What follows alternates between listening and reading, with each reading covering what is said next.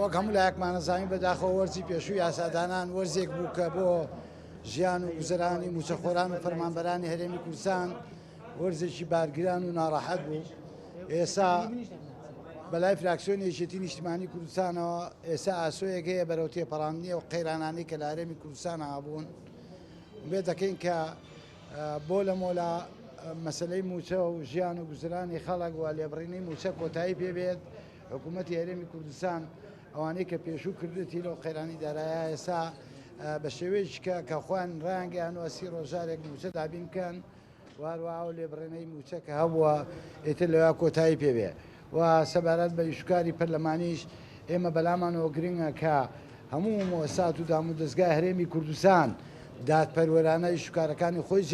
جێبەجێ بکات و بچێتە خزمەتی خەڵکی کوردستانەوە ئێمە پشتیوانە بین و هەوڵ دەین بۆی ئەمە جێبەجێ بکرێ و هەموو لایەکان ئەزانن کە پێگەێنانی حکوومەتی هەرێمی کوردستان بە ڕێکەوتنێکی سیاسی بووە و حکوومەتی هەرێمی کوردستان لەم پەرلەمانە کارنامەیەکی خۆی هەبووە. پێمان وایە کرێت لەم قۆناغا هەموو هەم ڕێکەوتنەکان کە لە بینی لایەنە سەرچەکانی حکوومەتی هەرێم بۆ پێگەێنانی حکوومەت هەبووە و ئەم کارنامەکەی حکوومەتیش وەکو خۆی جێبەجێ بکرێت بە تایبەتی لە چەند خاڵێکی گرنگ. یەکێک لەوانەیە کە بەلامانەوە گرنگە مەسلەی دەستوری هەرێمی کوردستانە کە لە خولی پێشوو ئیشی باشی لەسەر کراوە لەم خولا لیژنەکان کارا بکرێنەوە دەستکرێتەوە بە ئیشوکار تاوەکو بتوانین لەم خولەی پەرلەمانە هەرێمی کوردستان بتوانێت بێتە خاوەنێکی دەستوری ئەو بۆشایە دەستوریانەی کە لە هەرێمی کوردستانە بتوانین پڕیکەینەوە. هەروەها خاڵێکی تر کە لە کەرنامەی حکوومەتی هەرێمی کوردستانە هەبووە بریتە لە مەسلەی لامەرکەزی کە پێمان وایە بەلای فراکسیۆنی یەکێتی نیشتیمانی کوردستانەوە وایە کە لامەرکەزیت لە هەرێمی کوردستان جێبەجێ بکرێت دادپەروەری بۆ پارێزگاکانی هەرێمی کوردستان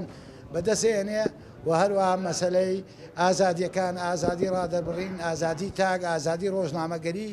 بەلای فراکسیۆنی یەکێتی نیشتیمانی کوردستانەوە گرنگە کە هەموو لایەکمان هەموو فراکسیۆنە جیاجەکان بە یەکەوە کار بکەین تاوەکو ئەم ئازادیانە پارێزراو بێ تاوەکو ناو و ناوبانگی هەرێمی کوردستان بە شێوەیەکی باش بمێنێتەوە. خاڵی ئەساسی کە بەلامانەوە گرنگ بوون لە ڕابردووە قسەمان لەسەر کردوون یاداشتمان پێشکەش کردووە مەسەلەی مۆزوعی چاکسازی لە سەرچاوەکانی داهات کە بەردەوام فراکسیۆنی یەکێتی نیشتیمانی کوردستان قسەی لەسەر کردووە چاکسازی لە ئەوەی کۆمپانیا نەوتیەکان ئەو عەقدانەی کە کراون لەگەڵ کۆمپانیا نەوتیەکان و چاکسازی لە گرێبەستی خاڵە سنووریەکان و پیاچوونەوە بە گرێبەستە خاڵە سنووریەکان. بەڵێ سەبارەت بە مەسلەی دەستور و پرۆژە ئامادەکردنی پرۆژەی دەستور ئێمە هیچێک لە ئەولوێتی خاڵەکانمان بۆ ئەم وەرزە کە ڕژنووسی دەستور لیژنەکە کارا بکرێتەوە دەست پێ بکرێتەوە بۆ ئومێدەی لەم خولا بتوانین چکە بە پێی اتفاق و ڕێکەوتنە سیاسەکانی هێزەکانی پێگەنەری حکوومەتیش بێ اتفاقمان کردووە کە لەم خولەی پەرلەمان لە خولی پێنجی پەرلەمان دەستورێک بۆ هەرێمی کوردستان لەم پەرلەمانە دەربچێت. هەروەها مەسلەی پرۆژانەی کە چوون من باسم کرد بەشێک لەو پرۆژانە پرۆژەی فراکسیۆنی یەکێتی نیشتیمانی کوردستانن. ئەو پرۆژانەی کە چوونەتە حکوومەت و ڕەهەندی داراییانەوە پێویستە ئامانجی لەگە حکوومەت بکرێ ئەوە لە سەرۆکاتی پەرلەمان ڕانگەیان کە حەڤە پرۆژە ئێستا لای حکوومەتەوە چاوەڕێن وەڵامەکانی وگەڕێتەوە. زۆر سوپاس دەستان خۆش.